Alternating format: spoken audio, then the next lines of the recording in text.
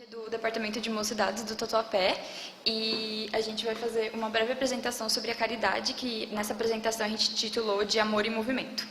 Tendo isso em mente, a gente pôde ver uma situação em que a pessoa, se achando muito evoluída e tal, quis dar lição de moral em outra pessoa, só que ela não sabia muito bem o que era caridade, né? E aí o que o vendedor de bala falou pra gente foi muito próximo disso, né? Que amar o próximo é fazer ele todo o bem que seja possível e que desejáramos que nos fosse feito. Então, a caridade é uma coisa que parte espontaneamente de nós pelo nosso amor que a gente tem pelo próximo, que foi muito que a gente viu lá no vídeo. E é importante a gente ter isso em mente porque existem várias formas de fazer a caridade. E uma delas, inclusive, é pelo meio material. Só que isso precisa partir de uma forma muito espontânea e muito de dentro da gente, sabe? Não uma coisa, por exemplo, eu vou postar ali no Facebook que eu estou fazendo a caridade. Mas também não seja ruim também divulgar um trabalho para outras pessoas, né? Mas sempre ter isso em mente. E a gente tem que se colocar, tentar entender o que a outra pessoa está realmente precisando, o que ela sente. Não simplesmente ajudar da forma como a gente acha o mais ideal, o mais certo, e eventualmente para se mostrar às vezes. Mas pensar o que a outra pessoa quer, como que ela gostaria que fosse ajudada. Então, aqui é um pouco do que eu tinha falado. A caridade ela pode se dobrar em duas vertentes, né? A material e a moral. Mas não quer dizer porque ela é material que ela não é uma forma de caridade, porque que nem está no Evangelho, né? Os ricos nunca vão entrar no céu porque eles não dão necessariamente tudo aquilo que eles podem dar.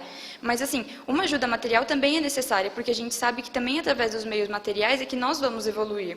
Só que ela é principalmente para quem tem os meios materiais, mas para quem não tem, existe sempre a caridade moral. E a caridade moral, ela vem através da benevolência, da indulgência e do perdão.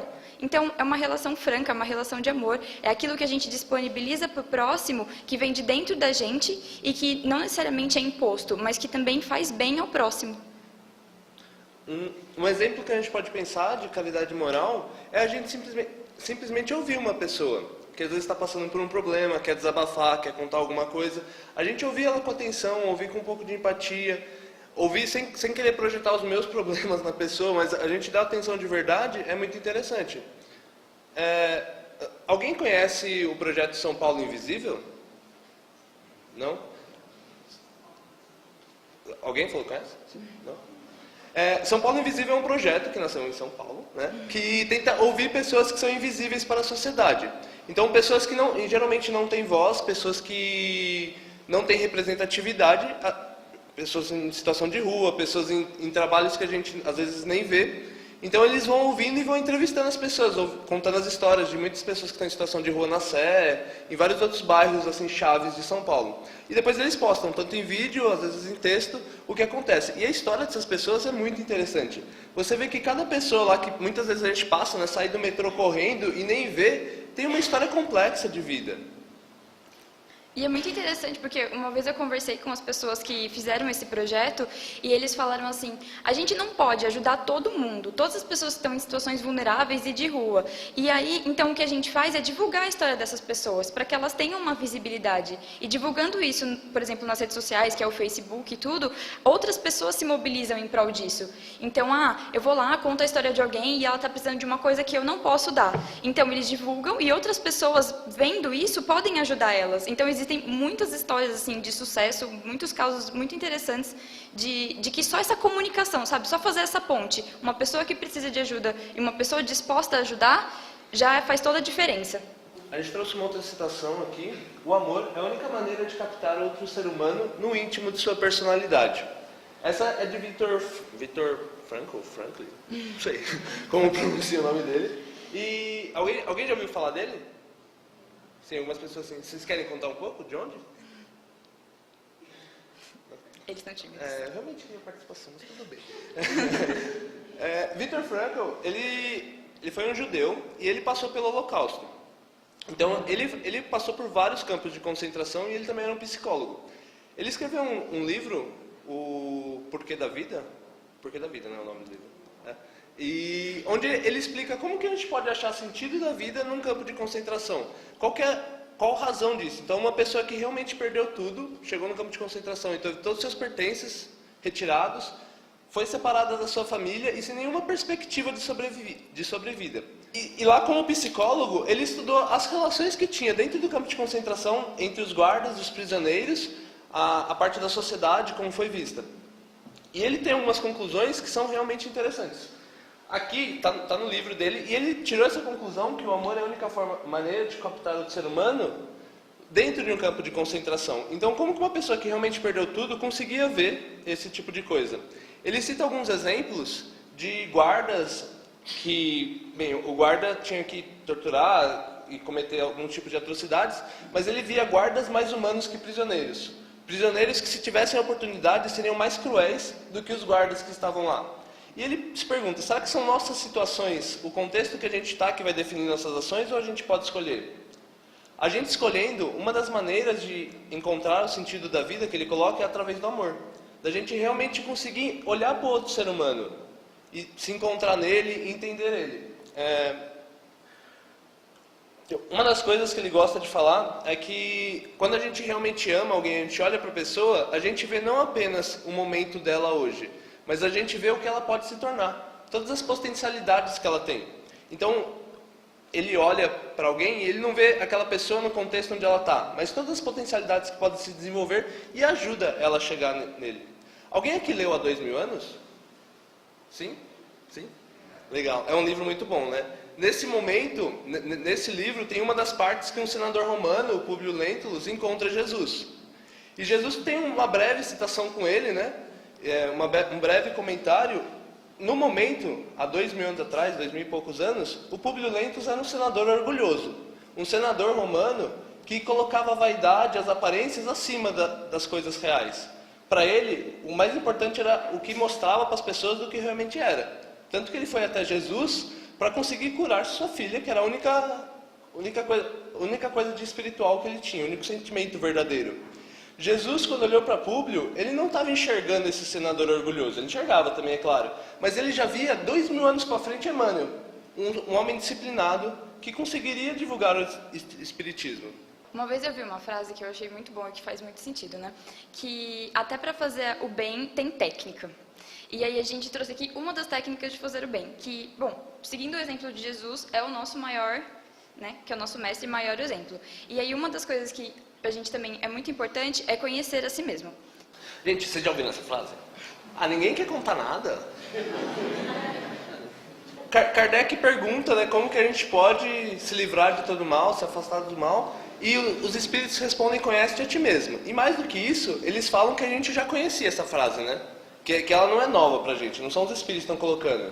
De onde veio essa frase? Essa frase tá imersa em um monte de lendas que a gente tem, porque a gente atribui geralmente a Sócrates, mas Sócrates não deixou nada escrito, assim como Jesus. Então a gente não tem exatamente o que Sócrates falou, não. A gente tem o que Platão contou sobre Sócrates. Então é imerso de um monte de lendas. Uma das lendas que eu mais gosto sobre essa frase é que tinha um templo lá de Delfos, onde as mulheres, as profetas, sempre com uma voz diferente, dava recados. A gente pode interpretar isso como mediunidade, né? Eles interpretavam de uma maneira bem próxima ao que os deuses falavam para os humanos, e Sócrates foi lá um dia fazer perguntas, porque Sócrates gostava de perguntas. E na entrada desse templo, ele encontrou essa frase, conhece-te a ti mesmo. E aí ele pergunta para as profetas o que significa, e elas falam a frase completa, que é, conhece-te a ti mesmo, ou de forma mais completa, o homem conhece-te a ti mesmo, o homem conhece-te a ti mesmo e conhecerá os deuses e o universo. Mas conhecer a si mesmo não é uma coisa tão simples assim. Porque conhecer a si mesmo exige que a gente saiba das nossas potencialidades, dos nossos defeitos, de tudo aquilo que a gente é em todas as situações. Então, às vezes, quando a gente se depara e fala, nossa, eu não sabia que eu ia agir assim em uma situação, é porque a gente ainda não se conhece bem o suficiente. Então, essa busca do autoconhecimento é muito longa e é muito importante. Porque, além dessa vivência que nós estamos tendo agora, existe um espírito milenar ali atrás que também traz impressões para essa encarnação. Então, conhecer a si mesmo é uma coisa assim super trabalhosa, é muito difícil, mas não quer dizer que isso te impeça de fazer a caridade. Então, vamos. Toda vez que eu chegava em casa, eu avaliava tudo que eu tinha feito de bom e tudo que eu tinha feito de ruim. E além disso, eu via o que de ruim que eu podia melhorar. Aí, super legal, né? Uma semana deu super certo, na próxima semana não deu tão certo assim. Mas fica aí a dica, gente, todo dia antes de dormir, ver lá os saldos positivos e negativos do dia. Aí o que a gente está tentando falar aqui é isso, que o autoconhecimento ele é muito fundamental para a caridade, Porque Jesus, a regra é clara, né? Jesus virou e falou, amai o próximo como a si mesmo. Só que como a gente vai amar o próximo se a gente não ama a gente mesmo? Então, é que nem se fosse uma balança. A gente tem que pensar o nosso amor e o amor ao próximo estejam sempre equilibrados. Não dá nem sempre para amar o próximo, nem sempre para amar a gente.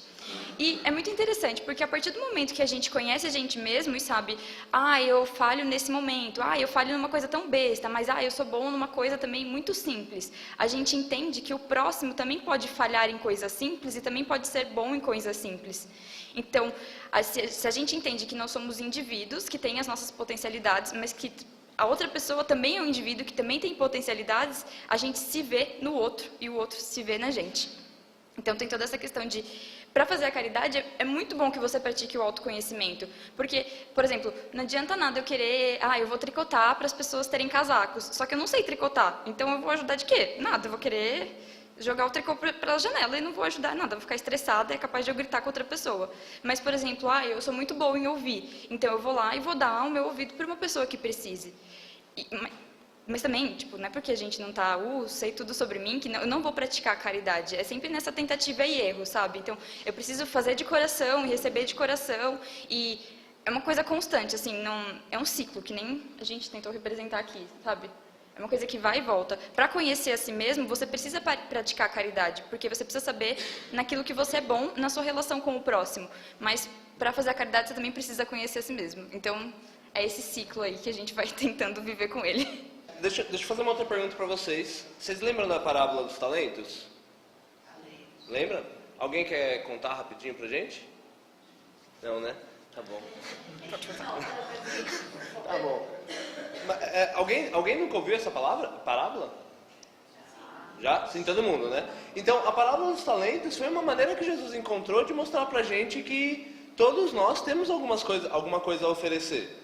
Né? Às vezes a gente não está podendo contribuir com coisas materiais, mas a gente pode contribuir com outras coisas. E acho que nesse ciclo é legal lembrar também que a caridade pode nos levar a ajudar ao nosso autoconhecimento, né? Quando a gente está ali no trabalho, a gente vai percebendo certas características que nós temos, certos sentimentos que estão guardados. Isso. Eu acho que, nossa, Jesus foi um exemplo muito bom, né? Porque quando você falou disso, eu lembrei também da parábola da viúva, que ela não tinha nada e mesmo assim ela foi ajudar materialmente outra pessoa que precisava. E eu também lembrei de outra coisa, né? Que eu estava fazendo evangelho essa semana, e aí tinha uma parábola que era assim, e tinha um fazendeiro que ele era muito rico, ele estava guardando muitas coisas das terras dele, ele ia construir até um celeiro maior para guardar todas as plantações dele. Aí Jesus olhou e falou, mal sabe ele, né? Que amanhã, ele não sabe o dia de amanhã, porque amanhã ele vai ser levado, né? Então, por que a gente fica acumulando tantas riquezas? Por que a gente fica acumulando tantas coisas pra gente, pra ter, pra guardar, se a gente nunca sabe o dia de amanhã, né? Então, acho que pra caridade não tem tempo ruim. Eu acho que tem uma coisa muito legal que é assim, o outro mandamento são 2 mandamentos básicos, né? Amar o próximo como a si mesmo e amar Deus acima de todas as coisas. E se a gente entender que Deus está em todas as coisas, inclusive nós, e que Deus é amor, e que nós somos movidos por amor, a caridade é uma dessas facetas de como a gente se identifica com o próximo. Então, a partir do momento que eu sou caridoso com o outro vê que existe amor em mim e ele também quer ser caridoso com outras pessoas. Assim, ele pode não ser, mas, né, despertou alguma coisa ali, né? Um outro lugar, um outro momento em que isso... Como que é seu nome? Desculpa. Rodrigo. Um outro lugar onde isso que o Rodrigo comentou aparece bastante é dentro da casa espírita, né? Às vezes a gente começa um trabalho e a gente começa pensando, eu vou trabalhar porque eu quero ajudar o centro, né? Eu quero agradecer. E, na verdade, depois de um tempo você percebe que quem está sendo ajudado é você. Que o trabalho faz falta para você, né? Não é você que vem pelo trabalho, mas você vem porque você precisa. O trabalho ia correr sem você, mas você precisa daquilo. Isso é real, gente. Deme de mocidade. Bom, e o que é essa tal da salvação, né? Que a gente fala que fora da caridade não há salvação. O que é a salvação? O que é a salvação? Alguém quer comentar o que é salvação? Salvação, a gente ouve muito em todas as religiões, a gente fala de salvação, de céu, aí às vezes a gente troca, em vez de falar céu, a gente fala colônia, espiritual, mas o que é salvação? O que a Rosângela colocou é muito interessante, ela falou de perdão, perdão também é uma das formas que a gente pode fazer de caridade, né? Quando a gente consegue perdoar aquele amigo ou aquele parente que fez alguma coisa contra a gente, isso é uma forma de caridade com ele também. Eu achei muito legal o que você falou, porque é o perdão de Deus, e você falou, você meio que salvar-se, né? Eu acho que esse negócio do fora da caridade não a salvação, eu pelo menos eu imaginava muito como um Pix, né? Tipo, fiz a caridade e aí atingi a casinha da salvação. Mas na verdade é salvar a si mesmo, é essa busca, esse encontro do autoconhecimento e aí estar alinhado com as leis de Deus, né? E não porque as leis de Deus sejam legais e bacanas, mas porque é uma coisa tão boa para todo mundo que é simplesmente a felicidade, né? Aquilo que a gente busca. Todo mundo quer ser feliz e aí talvez fora da caridade não há salvação, fora da caridade não há felicidade, né? A gente pode melhorar esse lema aí. Aí é muito legal isso, porque a salvação, pelo que a gente viu também, é você estar ali cumprindo os deveres de Cristo, né? Não é aquela coisa tipo, vou ficar ali sentadinha de boas, é que nem se falou, né? Seguir os passos de Deus mesmo. E é isso que é legal, que mesmo tipo, depois de salvos, a gente não deixa de trabalhar, a gente não deixa de buscar a melhora do próximo, sabe? Então, tipo, eu tô dentro do nosso lar, né? Daí eu vejo muito isso, eu fico, as pessoas lá super evoluídas, elas estão querendo ajudar pessoas que não têm nem noção do que está acontecendo, sabe? Então é muito maravilhoso essa coisa da salvação, porque você estar salvo te faz querer salvar outras pessoas. E eu acho isso muito bonito, que é um sentimento muito recíproco, assim. E, assim, quanto às leis de Deus, elas são leis que existem só. Se eu derrubar o copo, vai cair. Se eu derrubar o copo com água, vai cair água e eu vou ter que limpar depois. Isso são leis básicas. E na parte moral também funciona assim. Fora que não existe caridade maior do que amar os nossos inimigos, né? Essa frase é forte. Muito. E eu queria colocar também que a gente não pode pensar só em salvação, tipo, isso é algo muito depois, etc. Porque as leis de Deus, elas estão aqui agora também. O que o Rodrigo colocou, quando a gente ouve uma pessoa e a pessoa nos ajuda, eu já estou sendo recompensado de alguma forma, né? Isso já está sendo bom para mim. As histórias que eu li lá no São Paulo Invisível podem ter ajudado essas pessoas de alguma forma, mas me ajudou muito mais a refletir. Então, eu penso que eu estou ajudando, mas na verdade eu estou me ajudando. É que a salvação a gente vai construindo, né? Não é uma coisa que vai acontecer do dia para a noite, estou salvo. Mas é uma coisa que a gente vai conquistando dia a dia, com cada ação, com cada autoconhecimento, com cada caridade. É uma escadinha, né? Eu sempre penso a salvação como uma escadinha, que não acaba.